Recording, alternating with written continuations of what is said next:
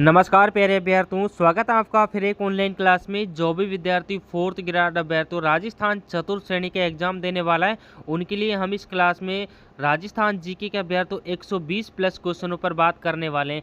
Class अभ्यर्थियों आपके लिए रामबाण साबित होने वाली है।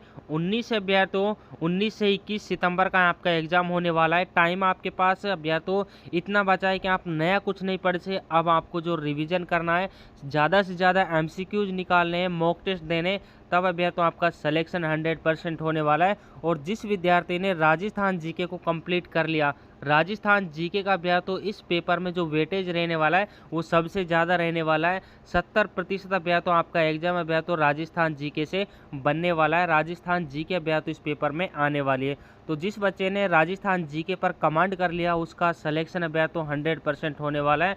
तो राजस्थान जीके के लिए अभ्यर्थियों ये क्लास अभ्यर्थियों 120 क्वेश्चन हम इसमें करने वाले हैं। रामबाण क्लास साबित होने वाली है। बस ध्यान से क्लास को सुन लेना अभ्यर्थियों, और कुछ नहीं करिएगा अभ्यर्थियों। क्लास को ध्यान से जरूर सुनना और देखना अभ्यर्थियों, एंड में आपका कॉन्फिडेंस इतना बढ़ने वाला है क्लास को लेने के बाद। तो क्लास को स्टार्ट करते हैं अभ्यर्थियों। पहले प्रश्न की बात करते हैं कि राजस्थान के गांधी कहलाते हैं अभ्यर्थियों। तो राजस्थान के गांधी के नाम से कौन विख्यात है, ये आपको बताना है। ऑप्शन सी आपका इसमें राइट आंसर हो जाता है, यानी कि गोकुल भाई भट्ट अभ्यर्थियों जो राजस्थान के गांधी के नाम से जाने जाते हैं। Option C is the correct answer. अगले क्वेश्चन की बात कर लेते हैं अभ्यर्थियों। अगला प्रश्न आपसे क्या पूछा है कि जयपुर शहर को 1876 में किसके स्वागत में गुलाबी रंग से रंगवाया था। तो किसके स्वागत में अभ्यर्थियों गुलाबी रंग से रंगवाया था। नॉर्मल क्वेश्चन है अभ्यर्थियों, सबको आना चाहिए। ऑप्शन बी आपका इसमें राइट आंसर हो जाता है। प्रिंस अल्बर्ट के आगमन पर अभ्यर्थियों 1876 में जयपुर को गुलाबी रंग से रंगवाया था, इसलिए अभ्यर्थियों जयपुर को पिंक सिटी के नाम से जाना जाता है। ऑप्शन बी आपका इसमें राइट आंसर हो जाता है। अगले क्वेश्चन की बात कर लेते हैं अभ्यर्थियों। अगला प्रश्न आपसे क्या पूछा है कि प्राचीन काल में बीकानेर को क्या कहा जाता था। स्टार लगा के रखना है भाई, क्योंकि इंपॉर्टेंट क्वेश्चन है, काफ़ी एग्जामों में ये प्रश्न देखने को मिलता है। तो बीकानेर को प्राचीन काल में जांगल प्रदेश के नाम से जानते थे। ऑप्शन ए आपका इसमें करेक्ट आंसर हो जाता है। अगले क्वेश्चन की बात कर लेते हैं अभ्यर्थियों। अगला प्रश्न आपसे क्या पूछा है कि फारसी इतिहासकारों ने हसमत वाला शासक किसे कहा था। स्टार लगा के रखना, काफ़ी एग्जामों में ये क्वेश्चन भी देखा जाता है। तो हसमत वाला शासक अभ्यर्थियों आपको बताना है। राइट आंसर अभ्यर्थियों ऑप्शन बी हो जाता है। महाराणा प्रताप को हसमत वाला राजा के नाम से जानते हैं। ऑप्शन बी आपका इसमें बिल्कुल राइट आंसर हो जाता है। अगले क्वेश्चन की बात कर लेते हैं अभ्यर्थियों। अगला क्वेश्चन आपसे क्या पूछा है कि राजस्थान में कौन सी जलवायु नहीं पाई जाती। स्टार लगा के रखना अभ्यर्थियों, क्योंकि जलवायु से आपका एक क्वेश्चन 100% एग्जाम में पूछा जाएगा। तो आर्द्र अभ्यर्थियों ये भी पाई जाती है, उपोषण ये भी पाई जाती है, ध्रुवीय अभ्यर्थियों ये नहीं पाई जाती। स्टार लगा के रखना अभ्यर्थियों, और अर्ध शुष्क ये भी पाई जाती है। तो सी ऑप्शन अभ्यर्थियों आपका इसमें राइट आंसर हो जाता है। अगले क्वेश्चन की बात करते हैं अभ्यर्थियों। अगला प्रश्न आपसे क्या पूछा है कि राजस्थान में सर्वाधिक सूर्य ताप वाला जिला कौन सा है। सबसे अधिक तापांतर कौन से जिले में रहता है, ये आपको बताना है। तो चूरू जिले में अभ्यर्थियों सबसे ज़्यादा तापांतर रहता है। ऑप्शन डी आपका इसमें राइट आंसर हो जाता है। अगले क्वेश्चन की बात कर लेते हैं प्यारे अभ्यर्थियों। अगला क्वेश्चन आपसे क्या पूछा है कि राजस्थान में अति आर्द्र जलवायु वाला जिला कौन सा है। मैंने बताया था अभ्यर्थियों एक क्वेश्चन आपका जलवायु से आने वाला है, पक्का आएगा अभ्यर्थियों, स्टार लगा के रखना। तो राजस्थान में अति आर्द्र जलवायु, जहाँ पर सर्वाधिक वर्षा होती है वहाँ पर आपके अति आर्द्र जलवायु पाई जाती है। तो सर्वाधिक वर्षा कौन से ज़िले में होती है ये आपको पता होना चाहिए। तो क्वेश्चन आपको इजीली हो जाएगा। झालावाड़ में अभ्यर्थियों सबसे ज़्यादा वर्षा होती है। तो ए ऑप्शन आपका इसमें राइट आंसर हो जाता है। अगले क्वेश्चन को बात कर लेते हैं अभ्यर्थियों। अगला प्रश्न आपसे क्या पूछा है कि राजस्थान में अधिकांश वर्षा किन पवनों से होती है। तो स्टार लगा के रखना भाई, एग्जाम की दृष्टि से मोस्ट इंपॉर्टेंट प्रश्न है। तो राजस्थान में अधिकांश वर्षा किन पवनों के कारण होती है। तो दक्षिणी पश्चिम मानसून के द्वारा अभ्यर्थियों ऑप्शन सी आपका इसमें राइट आंसर हो जाता है। दोस्तों इतने बच्चे क्लास को देख रहे हैं, लाइक किसी ने नहीं किया भाई, एक बार लाइक सभी को कर देना है। एक लाइक अभ्यर्थियों सभी स्टूडेंटों को कर देना है। अगले क्वेश्चन की बात कर लेते हैं अभ्यर्थियों। अगला क्वेश्चन आपसे क्या पूछा है कि पश्चिमी राजस्थान में उच्च तापांतर हेतु उत्तरदायी कारण कौन सा है। तो पश्चिमी राजस्थान में क्यों अधिक तापमान पड़ता है, थार के मरुस्थल में क्यों ज़्यादा तापमान पड़ता है, कारण आपको बताना है अभ्यर्थियों। वर्ष भर उच्च शुष्क दशाएं रहती है, ये भी ऑप्शन हो जाता है अभ्यर्थियों। वर्षा कम रहती है, ये भी एक कारण है, और रेतीली मिट्टी पाई जाती है, ये भी एक कारण है भैया। तो उपरोक्त सभी आपका इसमें राइट आंसर हो जाता है भैया। तो उपरोक्त सभी। अगले क्वेश्चन की बात कर लेते हैं भैया। तो अगला क्वेश्चन आपसे क्या पूछा जाएगा कि राजस्थान का उपाद्र जलवायु क्षेत्र कौन सा है। यहाँ जहाँ पर अभ्या तो ज़्यादा वर्षा होती है वही अभ्या तो उपाद्र की श्रेणी में रखा जाता है। तो ज़्यादातर वर्षा अभ्या तो अरावली पर्वत क्षेत्र प्रदेश में होती है। तो बी ऑप्शन आपका इसमें राइट आंसर हो जाता है भैया। तो स्टार लगा के रखना भाई, क्वेश्चन इंपॉर्टेंट है, क्लास रामबाण साबित होने वाली है, बस क्लास को एंड तक जरूर देख लेना भैया। तो आपका कॉन्फिडेंस अभ्या तो बहुत बढ़ने वाला है क्लास के एंड तक। अगला क्वेश्चन आपसे क्या पूछा है कि निम्नलिखित में से राजस्थान के किस जिले में औसतन वर्षा सबसे अधिक होती है। स्टार लगा के रखना भाई, सबसे ज़्यादा औसत वर्षा आपसे पूछिए तो सबसे ज़्यादा वर्षा भैया तो झालावाड़ जिले में होती है। ऑप्शन डी आपका इसमें राइट आंसर हो जाता है। अगला क्वेश्चन है भैया तो आपसे क्या पूछा है कि कोपेन के वर्गीकरण के अनुसार सवाना तुल्य वनस्पति किस जलवायु प्रदेश में पाई जाती है। मोस्ट इंपॉर्टेंट क्वेश्चन है भैया, क्योंकि जो आपका कोपेन का वर्गीकरण है जलवायु का, वहाँ से आपका क्वेश्चन अभ्या तो 100% आने वाला है। तो याद रखना भैया तो ऑप्शन सी AW अभ्या तो AW, जहाँ पर सागवान जो सवाना तुल्य वनस्पति है वो अभ्या तो AW प्रदेश में पाई जाती है। ऑप्शन सी आपका इसमें राइट आंसर हो जाता है। अगले क्वेश्चन की बात करते हैं भैया। तो अगला क्वेश्चन आपसे क्या पूछा है कि निम्नलिखित में से मृदा संरक्षण का उपाय नहीं है और नहीं में भैया तो आपको विशेष ध्यान रखना है। एग्जाम में भैया तो क्वेश्चन पेपर हाथ में हो तो याद रखना है और नहीं का भैया तो विशेष ध्यान रखना है। तो राइट आंसर की बात की जाए भैया तो मृदा संरक्षण का उपाय नहीं है वो आपको बताना है भैया। तो जल पलावन अभ्या तो ये एक कारण नहीं है, और सभी अभ्या तो मेड़बंदी ये भी एक कारण माना जाता है। समुच्च कृषि ये भी माना जाता है। नियंत्रित पशुचारण ये भी अभ्या तो मृदा संरक्षण के उपाय हैं। तो तीनों को याद रखना भैया तो कोई सा भी आपके पेपर में आ सकता है। अगला क्वेश्चन है भैया तो आपसे क्या पूछा है कि निम्नलिखित में से किस मृदा में जल धारण क्षमता सबसे ज़्यादा होती है, सर्वाधिक होती है।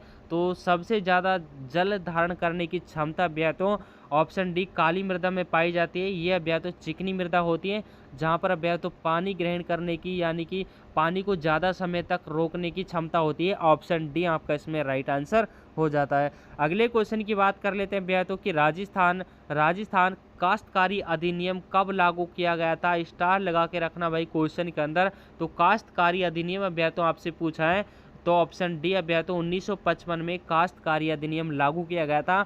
ऑप्शन डी आपका इसमें राइट आंसर हो जाता है। सन से लेकर भैया तो 3 से 4 क्वेश्चन आपसे सन से पूछे जाएंगे एग्जाम के अंदर। तो सन वाली क्वेश्चन है भैया तो देख कर जाना, भूलना मत भैया। तो अगला क्वेश्चन आपसे क्या पूछा है कि मिट्टी की सर्वाधिक विशेषताएं कौन से स्थान पर पाई जाती हैं। तो मिट्टी की जो सर्वाधिक विशेषताएं भैया तो समेरपुर में पाई जाती है। ऑप्शन बी आपका इसमें राइट आंसर हो जाता है।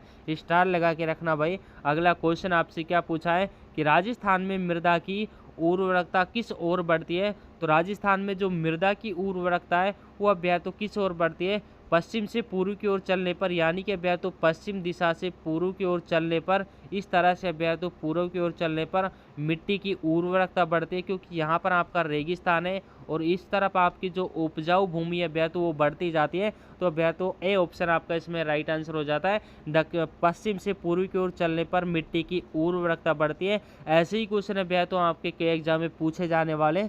बिल्कुल सरल क्वेश्चन भी भैया तो आपके बिल्कुल सरल क्वेश्चन भी नहीं पूछे जाएंगे। ऐसा पेपर भैया तो आपका आने वाला है, मीडियम पेपर भैया तो आपका आएगा, याद रखना आपको।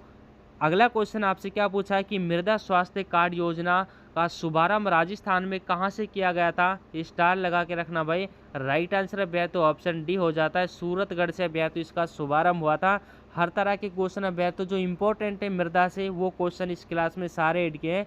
अगला क्वेश्चन है भैया तो कि रेऊ, ऊसर और कल्लर किस मृदा के अन्य नाम है। तो याद रखना भैया तो ये क्षारीय मृदा के अन्य नाम है। ये भी काफ़ी एग्जामों में पूछा जाता है भैया तो ये क्वेश्चन कि रेऊ, ऊसर और कल्लर किस मृदा के अन्य नाम है। तो क्षारीय मृदा के भैया तो अन्य नाम पाए जाएंगे। ऑप्शन सी आपका इसमें राइट आंसर हो जाता है। अगला क्वेश्चन है भैया तो आपसे क्या पूछा है कि ग्रीष्म काल में राजस्थान में उत्पन्न छोटे वायु भंवर को क्या कहा जाता है भैया? तो याद रखना भैया, तो उनको भवुल्य कहा जाता है। जब तेज हवाएं चलती है भैया तो चक्रवात सा बन जाता है, तो उनको भवुल्य कहा जाता है। ये ग्रीष्म ऋतु में भैया तो उत्पन्न होते हैं। ऑप्शन बी आपका इसमें करेक्ट आंसर हो जाता है। अगले क्वेश्चन की बात कर लेते हैं भैया। तो अगला क्वेश्चन आपसे क्या पूछा है कि निश्चित समय अवधि और स्थान विशेष में चलने वाली पवनें क्या कहलाती हैं? तो निश्चित समय अवधि और स्थान पर विशेष रूप से कौन सी हवाएं चलती हैं? तो याद रखना स्थानीय पवनें उनको कहा जाता है। स्टार लगा के रखना भाई, ये क्वेश्चन इंपॉर्टेंट है। अगला क्वेश्चन है भैया, तो आपसे क्या पूछा है कि राजस्थान में किसी वस्तु में सर्वाधिक धूल भरी आंधियाँ चलती हैं? तो कौन से ऋतु में भैया तो सर्वाधिक धूल भरी आंधियाँ चलती हैं? तो आपको पता होना चाहिए, गर्मियों के दिनों में धूल भरी आंधियाँ चलती हैं।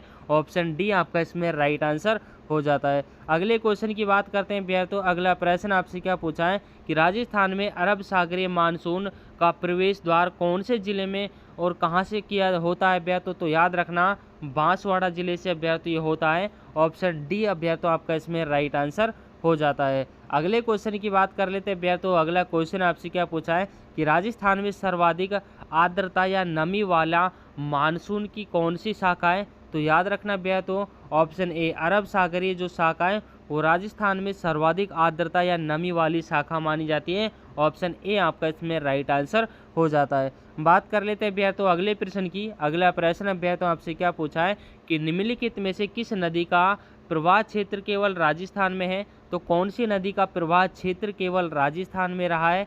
तो बनास नदी का प्रवाह क्षेत्र भैया तो ऑप्शन डी आपका इसमें राइट आंसर हो जाता है। स्टार लगा के रखना भाई क्वेश्चन के अंदर। अगला क्वेश्चन आपसे क्या पूछा है कि निम्नलिखित में से नदी अवसादों में विलुप्त नदी का उदाहरण कौन सा है? तो विलुप्त हो चुकी नदी अभ्या तो आपसे पूछिए तो अभ्या तो बाणगंगा जो नदी है ये अभ्या तो विलुप्त हो चुकी है। ऑप्शन बी आपका इसमें राइट आंसर हो जाता है। अगले क्वेश्चन की बात कर लेते हैं भैया। तो अगला क्वेश्चन आपसे क्या पूछा है कि निम्नलिखित में से किस नदी के किनारे प्राचीनतम पशुपालन के अवशेष मिले हैं? स्टार लगा के रखना भाई क्वेश्चन के अंदर। तो ऑप्शन सी अभ्या तो कोठारी नदी के किनारे अभ्या तो कोठारी नदी के किनारे प्राचीनतम पशुपालन के साक्ष्य अवशेष मिले हैं। ऑप्शन सी आपका इसमें राइट आंसर हो जाता है। बात कर लेते हैं भैया तो अगले क्वेश्चन की। अगला क्वेश्चन है भैया तो आपसे क्या पूछा है कि निम्नलिखित में से किस जिले में 3 प्रकार की अफवाह तंत्र विकसित है? तो 3 प्रकार की जो अफवाह तंत्र विकसित है भैया तो उसमें आपका अजमेर करेक्ट आंसर हो जाता है। याद रखना ऑप्शन अजमेर आपका इसमें राइट आंसर हो जाता है। अगले क्वेश्चन की बात कर लेते हैं भैया। तो अगला क्वेश्चन आपसे क्या पूछा है कि निम्नलिखित में से किस नदी को झालावाड़ का शोक की संज्ञा दी गई है? तो झालावाड़ का शोक किस नदी को कहा गया है? तो याद रखना भैया तो करेक्ट आंसर की बात की जाए काली सिंध को अभ्या तो ऑप्शन अभ्या तो सी आपका इसमें राइट आंसर हो जाता है। काली सिंध को अभ्या तो जो आपका झालावाड़ इसका शोक कहा गया है। ऑप्शन अभ्या तो काली सिंध आपका इसमें राइट आंसर हो जाता है। क्लास को बस ध्यान से सुना अभ्या तो और आपको कुछ नहीं करना इससे ज़्यादा। यहाँ से अभ्या तो जो क्लास के एंड तक अभ्या तो आप क्लास को देखोगे तो याद रखना काफ़ी एग्जाम में अभ्या तो यहाँ से क्वेश्चन आपको देखने को मिलने वाले हैं। तो अगला क्वेश्चन आपसे क्या पूछा है कि निम्नलिखित में से किस झील के किनारे कपिल तपोस्थली मुनि की अभ्या तो कुटिया है? तो याद रखना अभ्या तो कोलाय झील के किनारे अभ्या तो जो कपिल मुनि है इसकी जो तपोस्थली अभ्या तो वो आपके कोलाय झील के किनारे। लाइक अभ्या तो किसी ने नहीं किया भाई, एक बार लाइक सभी बच्चों को कर देना है। लाइक में भैया तो आपका कुछ नहीं जाता, बस एक लाइक सभी को करना है। अगले क्वेश्चन की बात करते हैं भैया। तो अगला क्वेश्चन आपसे क्या पूछा है कि राजस्थान में सर्वाधिक खारे पानी की झील कौन से ज़िले में स्थित है? तो याद रखना सर्वाधिक खारे पानी की झील है भैया तो आपके नागौर ज़िले में स्थित है। ऑप्शन सी आपका इसमें राइट आंसर हो जाता है। अगले क्वेश्चन की बात कर लेते हैं भैया। तो अगला क्वेश्चन आपसे क्या पूछा है कि निम्नलिखित में से किसे नंदन कानन के नाम से भी जाना जाता है? तो नंदन कानन के नाम से भैया तो सिलिसेट झील को जाना जाता है। ऑप्शन है भैया तो बी आपका इसमें राइट आंसर हो जाता है। सिलिसेट झील को भैया तो नंदन कानन के नाम से जानते हैं। अगला क्वेश्चन है भैया तो आपसे क्या पूछा है कि निम्नलिखित में से कौन से जलीय जीवों की बस्ती की संज्ञा दी गई है? तो राइट आंसर की बात की जाए भैया तो जैसमंद झील को करेक्ट आंसर है भैया तो ऑप्शन बी आपका इसमें राइट आंसर हो जाता है। अगले क्वेश्चन की बात कर लेते हैं भैया। तो अगला प्रश्न आपसे क्या पूछा है कि साबरमती नदी का उद्गम स्थल कौन सा है। तो साबरमती का जो उद्गम स्थल है वो आपको बताना है। तो अरावली पहाड़ी उदयपुर से भैया तो साबरमती निकलती है। ऑप्शन है भैया तो ऑप्शन सी आपका इसमें राइट आंसर हो जाता है। ऑप्शन सी है भैया तो स्टार लगा के रखना। अगले क्वेश्चन की बात कर लेते हैं भैया। तो अगला क्वेश्चन आपसे क्या पूछा है कि माही नदी की सहायक नदियों का असंगत युग्म बताइए। तो स्टार लगा के रखना भाई। क्वेश्चन के अंदर करेक्ट आंसर है भैया तो मानसी और वाकल, ये भैया तो माही नदी की जो नदियां हैं उनका असंगत युग्म है। चाप, लाखन, सोम, जाखम और अनास और एराव, ये भैया तो जो सहायक नदियाँ हैं भैया तो ये माही की सहायक नदियाँ हैं, याद रखना भैया तो स्टार लगा के रखना। और मानसी वाकल नहीं है, ये भी याद रखना भैया तो ए ऑप्शन आपका इसमें राइट आंसर हो जाता है। असंगत भैया तो आपको छांटना था, आपको है और नहीं, संगत और असंगत, इनमें विशेष ध्यान रखना है क्योंकि यहाँ पर स्टूडेंट ज़्यादा गलती करते हैं। अगले क्वेश्चन की बात करते हैं भैया। तो अगला क्वेश्चन आपसे क्या पूछा है कि आहड़ या आहड़ नदी उदयपुर सागर झील में गिरने के पश्चात किस नाम से जानी जाती है। तो याद रखना भैया तो आयड़ नदी को किस नाम से जानते हैं भैया तो बेड़च नदी, अब भैया तो उसका नाम पड़ जाता है। उदय सागर झील में गिरने के बाद अब भैया तो उसका नाम क्या बन जाता है, आयड़ नदी या आहड़ नदी। इन दोनों में से आप एक कोई सा भी आप नाम ले सकते हो। तो बेड़च नदी के नाम से भैया तो उसको जानते हैं। अगले क्वेश्चन की बात कर लेते हैं भैया। तो अगला प्रश्न आपसे क्या पूछा है कि बिजराल की पहाड़ी राजसमंद से निकलकर देवली में बनास में मिलने वाली बंगाल की खाड़ी तंत्र नदी कौन सी है। तो याद रखना भैया तो खारी नदी, ऑप्शन सी आपका इसमें राइट आंसर हो जाता है। अगले क्वेश्चन की बात करते हैं भैया। तो अगला क्वेश्चन आपसे क्या पूछा है कि पूर्णतः राजस्थान में बहने वाली सबसे लंबी नदी कौन सी है। तो पूर्णतः राजस्थान में बहने वाली सबसे लंबी नदी बनास हो जाती है। ऑप्शन डी आपका इसमें राइट आंसर हो जाता है। अगले क्वेश्चन की बात कर लेते हैं भैया। तो अगला प्रश्न आपसे क्या पूछा है कि बंगाल की खाड़ी नदी तंत्र की नदियां अपना जल समुद्र में गिराते वक्त किसका निर्माण करती हैं। तो याद रखना भैया तो डेल्टा का निर्माण करती हैं। ऑप्शन बी आपका इसमें राइट आंसर हो जाता है। अगले क्वेश्चन की बात करते हैं भैया। तो अगला प्रश्न आपसे क्या पूछा है कि रुंडित नदी बंगाल की खाड़ी नदी तंत्र की किस नदी का अन्य नाम है। तो रुंडित नदी किसको कहा जाता है ये आपसे पूछा है। तो बाणगंगा को अभ्यार तो रुंडित नदी के नाम से भी जानते हैं। ऑप्शन सी अभ्यार तो आपका इसमें राइट आंसर हो जाता है। अगला क्वेश्चन अभ्यार तो आपसे क्या पूछा है कि बिशलपुर बांध किस जिले में स्थित है। स्टार लगा के रखना भाई, काफ़ी एग्जामों में ये क्वेश्चन देखा जाता है। तो ऑप्शन सी अभ्यार तो टोंक में आपका बिशलपुर बांध स्थित है। ऑप्शन सी आपका इसमें राइट आंसर हो जाता है। अगला क्वेश्चन अभ्यार तो आपसे क्या पूछा है कि सोम नदी किसकी सहायक नदी है। तो सोम नदी के बारे में भैया तो आपको बताना है कि किसकी सहायक नदी है। तो राइट आंसर है भैया तो माही की सहायक नदी सोम है। ऑप्शन बी आपका इसमें राइट आंसर हो जाता है। अगला क्वेश्चन है भैया तो आपसे क्या पूछा है कि लूनी नदी मुख्यतः किस राज्य में बहती है। तो लूनी नदी मुख्यतः भैया तो राजस्थान राज्य में बहती है। ऑप्शन डी आपका इसमें राइट आंसर हो जाता है। बात कर लेते हैं भैया तो अगले क्वेश्चन की कि बनास नदी का उद्गम स्थल कौन सा है। तो बनास नदी का उद्गम स्थल है भैया तो आपको बताना है खमनोर की पहाड़ियों से बनास नदी का उद्गम स्थल माना जाता है। ऑप्शन ए आपका इसमें राइट आंसर हो जाता है।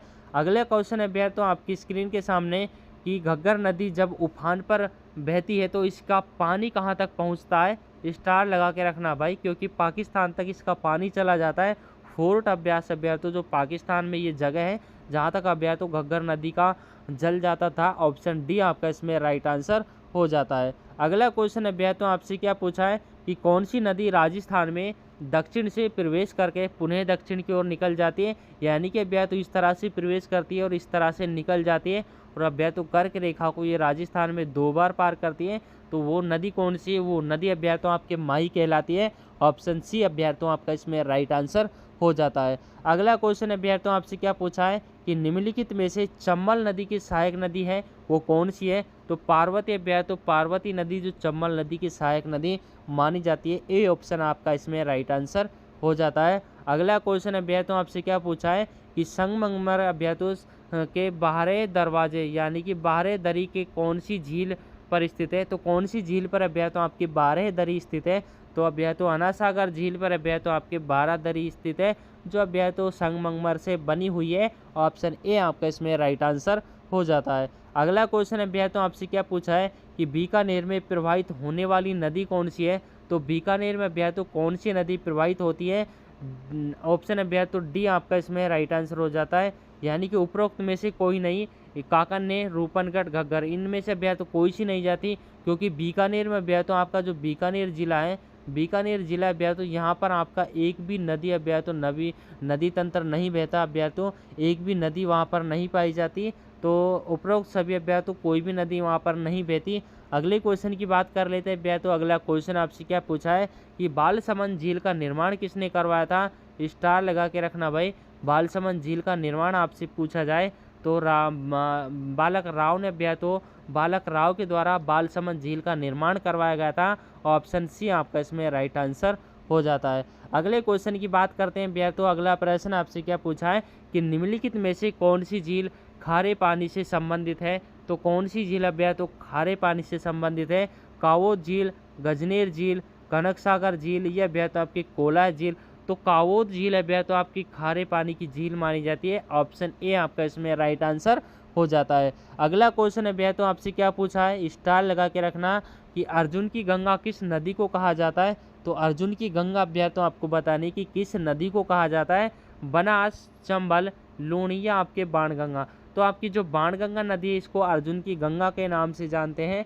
ऑप्शन डी है भैया तो आपका इसमें राइट आंसर हो जाता है। अगला क्वेश्चन है भैया तो आपसे क्या पूछा है कि मेलाल नदी कौन से जलप्रपात का निर्माण करती है? तो मेनाल नदी भैया तो कौन से जलप्रपात का निर्माण करती है? तो राइट आंसर की बात की जाए भैया तो मेनाल जलप्रपात का ही निर्माण करती है। नाम से प्रतीत होता है भैया तो मेनाल नदी और मेनाल जलप्रपात। तो बी ऑप्शन को लॉक कर दिया जाए। बी ऑप्शन है भैया तो आपका इसमें राइट आंसर हो जाता है। अगला क्वेश्चन है भैया तो आपसे क्या पूछा है कि राजस्थान में सबसे बड़ा अफवाह तंत्र कौन सा है? स्टार लगा के रखना भाई। राजस्थान में सबसे बड़ा अफवाह तंत्र आपको बताना है। आंतरिक अफवाह तंत्र भैया तो जो राजस्थान का सबसे बड़ा आंतरिक अफवाह तंत्र माना जाता है। सी ऑप्शन है भैया तो आपका इसमें राइट आंसर हो जाता है। अगला क्वेश्चन है भैया तो आपसे क्या पूछा है कि राजस्थान भूमिगत जल बोर्ड की स्थापना कब की हुई थी? भैया तो स्टार लगा के रखना भाई, एग्जाम में छपने वाला प्रश्न है। तो वर्ष 1950 में जोधपुर में भैया तो जोधपुर में भूमिगत जल बोर्ड की स्थापना हुई थी। 1950 में हुई थी। स्थान पूछे तो भैया तो जोधपुर में की गई थी। ऑप्शन पहला आपका इसमें राइट आंसर हो जाता है। अगला क्वेश्चन है भैया तो आपसे क्या पूछा है कि राजस्थान में अवशिष्ट अंतः उदर प्रवाह क्षेत्र पाया जाता है हुआ भैया तो कौन सा है? तो याद रखना दक्षिण पूर्वी जो पठारी प्रदेश है वो भैया तो आपका अंतः उदर प्रवाह क्षेत्र कहा जाता है। ऑप्शन डी आपका इसमें राइट आंसर हो जाता है। अगला क्वेश्चन है भैया तो आपसे क्या पूछा है कि निम्नलिखित में से कौन सी नदी आंतरिक प्रवाह क्षेत्र से संबंधित है? तो आंतरिक प्रवाहित नदी अभ्या तो आपको बतानी है रूपनगढ़ अभ्या तो सागी नदी आपका इसमें राइट आंसर हो जाता है भैया तो थोड़ा मिसप्रिंट हो जाता है भैया तो ऑप्शन आप भैया तो ऐसा कुछ मत सोचना क्यों भैया तो कि ऑप्शन गलत है। आपको भैया तो कुछ नहीं बस प्रिंटिंग में थोड़ा मिसप्रिंट हो जाता है तो याद रखना आंसर आपको सटीक दिए जाएंगे। आप अब या तो कहीं पर भी इनका आंसर देख लेना, आंसर आपको बिल्कुल सटीक दिए जाएंगे, बस थोड़ा मिसप्रिंट हो जाता है ऑप्शनों में। यहाँ आपको बी मिलना था भैया तो याद रखना भैया तो सारे एग्जाम में क्वेश्चन भैया तो आए हुए हैं, छपने वाले प्रश्न आपको दिए जा रहे हैं। स्टार लगा के रखना, हर क्वेश्चन आपके लिए रामबाण साबित होने वाला है। अगला क्वेश्चन आपसे क्या पूछा है कि जैसलमेर में मीठे पानी की बुझ झील का निर्माण कौन सी नदी करती है? तो कौन सी नदी भैया तो बुझ झील का निर्माण करती है और जैसलमेर में भैया तो करती है? तो राइट आंसर भैया तो काकन्य नदी है भैया तो ऑप्शन डी आपका इसमें राइट आंसर हो जाता है। अगला क्वेश्चन है भैया तो आपसे क्या पूछा है कि निम्नलिखित में से आंतरिक प्रवाहित कौन सी नदी सामर झील में नहीं मिलती? तो नहीं मिलती है भैया तो वो आपको बतानी है। तो याद रखना भैया तो साबी नदी नहीं मिलती, खंडेला, खारी और डोंड ये तीनों नदी भैया तो आपको सामर झील में मिलती है भैया तो देखने को मिलेंगी, लेकिन साबी नदी नहीं मिलती। इन तीनों को याद रखना भैया तो कोई सा भी आपके एग्जाम में पूछा जा सकता है। अगला क्वेश्चन है भैया तो आपसे क्या पूछा है कि निम्नलिखित में से कौन सा अभ्यारण्य बाघ परियोजना में शामिल है? तो कौन सा अभ्यारण्य बाघ परियोजना में शामिल है ये आपको बताना है। सरिस्का भैया तो सरिस्का आपका का जो बाघ पाया जाता है भैया तो सरिस्का में, तो बाघ अभ्यारण्य में भैया तो ये पाया जाता है। ऑप्शन डी आपका इसमें राइट आंसर। अगले क्वेश्चन की बात कर लेते हैं। अगला क्वेश्चन आपसे क्या पूछा है कि राजस्थान में सर्वाधिक आखेट निषेध क्षेत्र जिला कौन सा है? तो बी ऑप्शन है भैया तो जोधपुर आपका इसमें राइट आंसर हो जाता है। स्टार लगा के रखना भाई, आखेट निषेध क्षेत्र और जोधपुर माना जाता है। Option B is the correct answer. अगला क्वेश्चन है भैया तो आपसे क्या पूछा है कि राजस्थान राज्य वन्य जीव पक्षी संरक्षण अधिनियम कब लागू किया गया था। तो कब लागू किया गया था भैया तो सन आपसे पूछिए। तो राइट आंसर है भैया तो 23 अप्रैल 1951 भैया तो स्टार लगा के रखना। 23 अप्रैल 1951 को राजस्थान राज्य वन्य जीव पक्षी संरक्षण अधिनियम लागू किया गया था। सन याद रखना भैया तो, सन को मत भूल जाना, क्योंकि यहाँ से आपके 4 से 5 क्वेश्चन भैया तो पूछे जाने वाले। अगला क्वेश्चन आपसे क्या पूछा है कि टाइगर मैन ऑफ इंडिया के नाम से किसे जाना जाता है। स्टार लगा के रखना भाई। Option A doctor Kailash Sakhla को टाइगर ऑफ इंडिया के नाम से जाना जाता है। ऑप्शन ए आपका इसमें राइट आंसर हो जाता है। अगला क्वेश्चन है भैया तो आपसे क्या पूछा जाता है। अगला क्वेश्चन है भैया तो आपकी स्क्रीन के सामने कि पीवड़ा किस जीव की प्रजाति है। तो पीवड़ा किस जीव की प्रजाति है। तो सांप की प्रजाति है भैया तो जीवड़ा को माना जाता है। ऑप्शन ए आपका इसमें राइट आंसर। अगले क्वेश्चन की ओर चलते हैं भैया तो अगला क्वेश्चन आपसे क्या पूछा है कि भारत की प्रथम बाघ परियोजना किस राज्य में प्रारंभ की गई थी। तो भारत की प्रथम बाघ परियोजना भैया तो आपको बतानी है। ए ऑप्शन आपका इसमें राइट आंसर हो जाता है, उत्तराखंड भैया तो भारत की प्रथम बाघ परियोजना मानी गई है। ए ऑप्शन है भैया तो आपका इसमें राइट आंसर हो जाता है। अगला क्वेश्चन है भैया तो आपसे क्या पूछा है कि राजस्थान में जैव विविधता बोर्ड का गठन कब किया गया था। स्टार लगा के रखना भाई, क्योंकि सन से लेकर प्रश्न है और इम्पोर्टेंट क्वेश्चन है, एग्जाम में छपने वाला क्वेश्चन है। सी ऑप्शन है भैया तो याद रखना, 14 दिसंबर 2010 को जैव विविधता बोर्ड का गठन किया गया था। ऑप्शन सी आपका इसमें राइट आंसर हो जाता है। अगला क्वेश्चन है भैया तो आपसे क्या पूछा है कि राजहंस पक्षी किस जिले का शुभंकर है। तो राजहंस पक्षी भैया तो करेक्ट आंसर नागौर हो जाता है। ऑप्शन डी आपका इसमें राइट आंसर। अगले क्वेश्चन की बात कर लेते हैं भैया तो कि बूंदी जिले का शुभंकर क्या माना जाता है। तो बूंदी जिले का शुभंकर भैया तो सुरखाब माना जाता है। ऑप्शन सी आपका इसमें राइट आंसर। अगले क्वेश्चन की बात कर लेते हैं भैया तो अगला क्वेश्चन आपसे क्या पूछा है कि भारत में वनों के विकास के लिए वन विभाग की स्थापना किसके शासनकाल में की गई थी। स्टार लगा के रखना भाई। तो किनके शासनकाल में की गई थी। लॉर्ड डलहौजी के शासनकाल में भैया तो भारत में वनों के विकास के लिए वन विभाग की स्थापना की गई थी। वह भैया तो लॉर्ड डलहौजी के भैया तो शासनकाल में की गई थी। अगले क्वेश्चन की बात कर लेते हैं भैया तो अगला प्रश्न आपसे क्या पूछा है कि वनों के विकास के लिए भारतीय इतिहास में सर्वप्रथम वन नीति की घोषणा कब की गई थी। ये क्वेश्चन में भैया तो एग्जाम में छपने वाला क्वेश्चन है।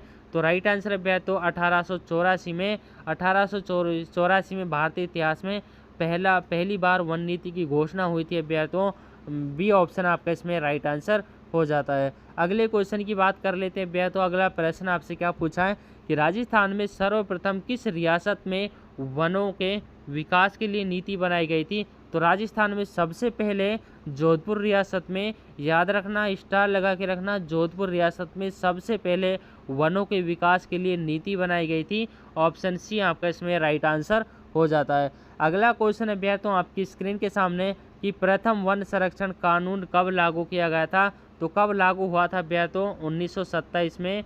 1927 में भैया तो पहला वन संरक्षण कानून लागू हुआ था। वर्ष याद रखना भैया तो 1927। अगला क्वेश्चन है भैया तो आपसे क्या पूछा है कि घटेल वन्य जीव किस जिले का शुभंकर है। तो घटेल वन्य जीव भैया तो चित्तौड़गढ़ का शुभंकर माना जाता है। ऑप्शन पहला आपका इसमें राइट आंसर हो जाता है। घटेल अभ्या तो याद रखना, इस तरह के क्वेश्चन भी अभ्या तो आपके एग्जाम से 2 से 3 क्वेश्चन पूछे जाएंगे। अगला क्वेश्चन आपसे क्या पूछा है कि रणथंभौर राष्ट्रीय उद्यान की स्थापना कब की गई थी।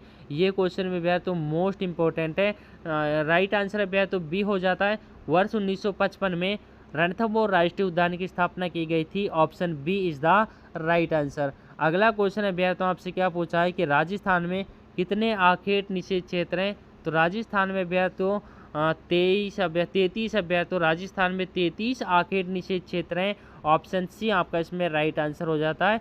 स्टार लगा के रखना भैया तो एग्जाम में छपने वाला क्वेश्चन है। अगले क्वेश्चन की बात कर लेते हैं भैया तो अगला प्रश्न आपसे क्या पूछा है कि राज्य का पहला राष्ट्रीय उद्यान कौन सा है। तो राज्य का पहला राष्ट्रीय उद्यान आपको बताना है रणथंभौर राष्ट्रीय उद्यान, जो राज्य का पहला राष्ट्रीय उद्यान है। ऑप्शन ए आपका इसमें राइट आंसर हो जाता है। तो दोस्तों क्लास को यहीं पर स्टॉप करते हैं। तो हर बच्चे को क्लास को एक लाइक करना है भैया। तो जब तक आपका 4th ग्रेड का एग्ज़ाम नहीं हो जाता, जब तक आपका भैया तो 4th ग्रेड का एग्ज़ाम नहीं हो जाता, रामबाण क्वेश्चनों के साथ आपको क्लास दी जाएगी। सेलेक्टेड क्वेश्चनों के साथ भैया तो जो एग्ज़ाम में सीधे छपने की संभावना रखते हैं। तो याद रखना, जो भी बच्चा चैनल पर नया आया हो चैनल को ज़रूर सब्सक्राइब कर लीजिएगा, और हर बच्चे को कमेंट करना है कि आप क्लास को कहाँ से देख रहे हो, और एक लाइक ज़रूर करना है। बस इतना करना है भैया। तो इसमें आपका कुछ नहीं जाता, पैसे भी भैया तो आपके नहीं लगते। बस एक कमेंट करना है कि आप क्लास को कहाँ से देख रहे हो, और एक लाइक कर देना, हो सके तो एक दोस्त को भी शेयर कर देना। मिलते हैं भैया तो नए कंटेंट के साथ भैया तो अगली क्लास में। तब तक के लिए जय हिंद साथियों।